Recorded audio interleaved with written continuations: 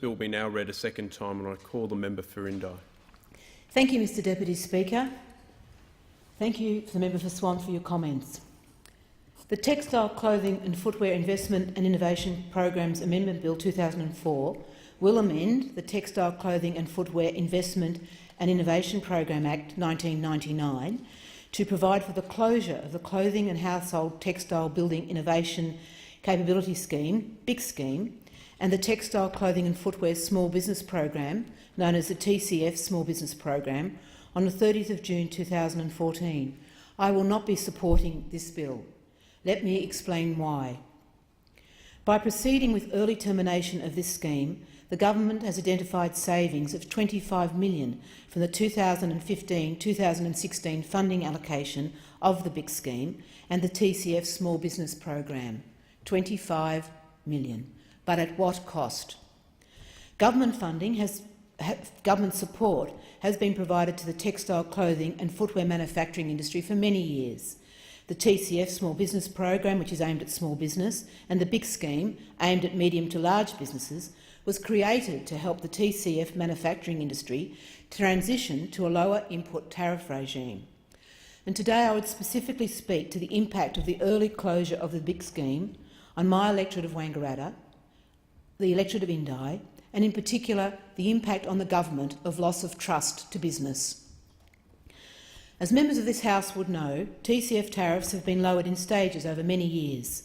The tariff on clothing is now at 10% and will fall to 5% on the 1st of January 2015.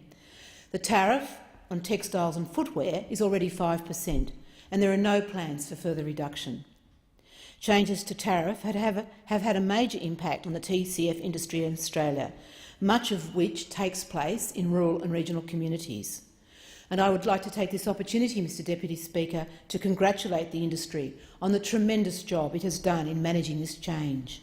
I know it's not been without pain. Staff, owners and community have all put their shoulders to the wheel. The BIC scheme is aimed at fostering the development of a sustainable and internationally competitive clothing and household, textile, manufacturing and design industry in Australia. And it does this by providing grants available on an entitlement basis for research and development, including innovative product design activities, innovative process improvements, market research and some industrial property rights expenditure. Grant payments are made in arrears for eligible activities conducted in the previous financial year. And this is a significant point. Grants are made in arrears, so businesses have already spent the money they claim for.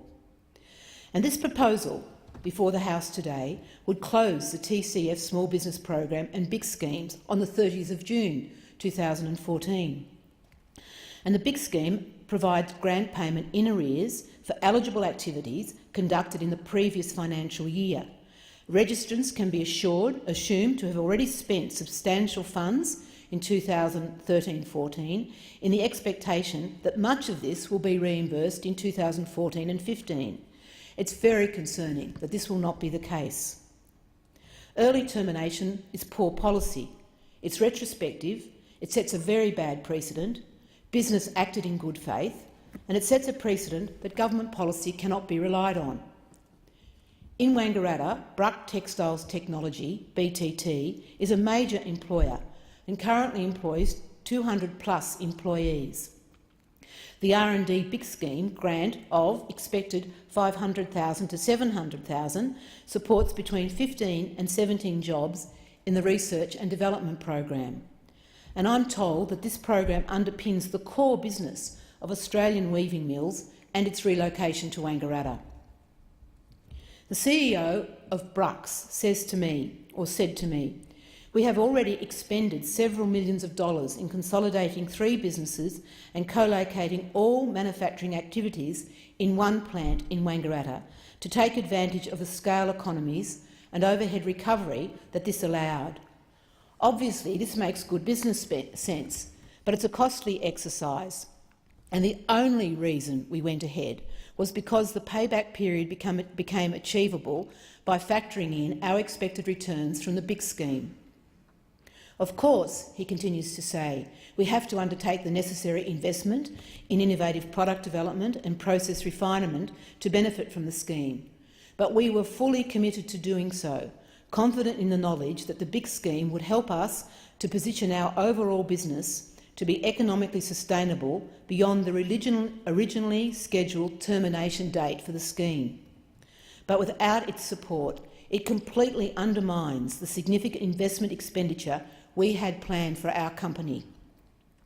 And he continues, as it is, we have not received the full expected benefits from the scheme.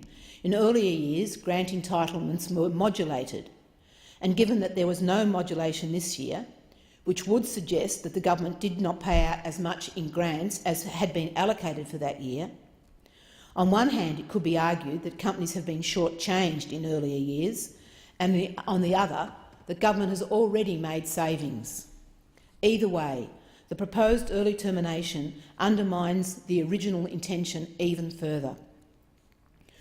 Mr Deputy Chair, early closure will have an extremely deleterious impact on the industry overall, and certainly, in the case in Wangaratta, it puts into serious doubt the ability of Brucks to maintain their intended level of manufacturing activity in Wangaratta.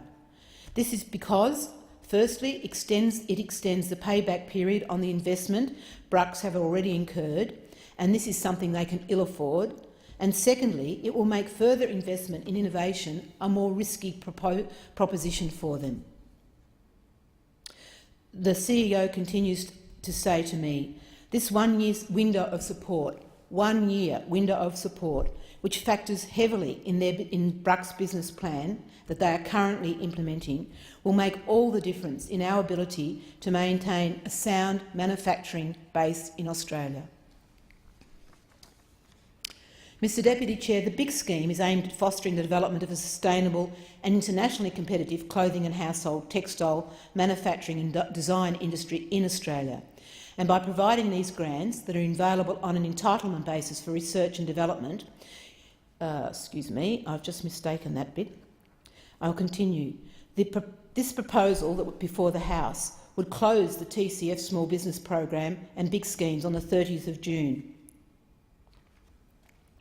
And it seems to me that the amendment before the House goes against everything that the Coalition stands for, which is a serious claim to make. Where is the support that we've been told the Coalition offers for successful and innovative businesses? Bruck Textile is a world leader in textile and fabric research and innovation. Bruck produces quality product for some of Australia's best-known brand and, importantly, the Defence Forces. Where are the moves from the Coalition to improve business confidence?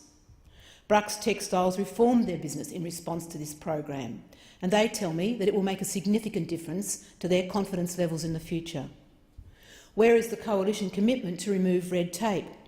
This policy will increase the compliance and administrative burden for Bruck and other textile businesses. And where is the support for sustainable regional communities? Bruck employs 200 people in Wangaratta, a community of 17,300 people. It will have a significant impact. Mr Deputy Chair, cutting this program saves $25 million. Now, I understand the issue of the budget debt and deficit, but in the scheme of a multi-billion-dollar budget that's before the House currently, $25 million is chicken feed, or should I say, just an offcut. However, it's not an offcut for Bruck Textiles. It's at least $500,000 and it's 15 jobs. And to the issue of cost, the government talks about saving and that every dollar counts in these difficult financial times. How much will it cost the taxpayer to put forward this amendment bill? How much has it cost the taxpayer to hold this debate in Parliament today? How much will it cost the taxpayer when this bill is fought out in the Senate? How much will it cost in loss of business confidence in the textile manufacturing industry? How much will it cost the government to provide welfare payments for the people who lose their jobs as a result of the abolition of this funding? How much will it cost my community as strong and viable businesses feel the pain when government changes programs on a whim? And who can calculate the cost of the loss of trust in government on a community? To me, the cost of this amendment is high, far too high. The Australian economy is changing. Manufacturing is no longer the strong industry that it once was. But Bruck's is not an old, struggling manufacturing business. They are a viable business. They now rely on this small amount of funding because they made decisions to restructure in the knowledge that they would be eligible for it. They are 1 year away from completing this process. I call on the government to reconsider this amendment bill. I call on the government to provide clear signals to the textile manufacturing industry. Don't change your mind mid-sentence. Tell the textile industry, we will honour our commitments under this policy. We will see it through to the end, and there will be no more funding cuts.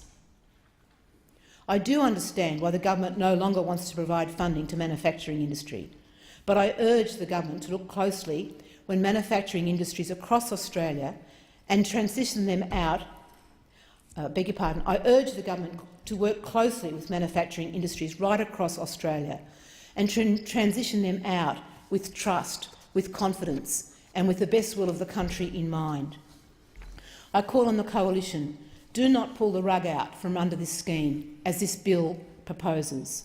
Mr Deputy Speaker, I believe that this legislation is flawed and I will not be supporting it. I thank the member for Indi. The question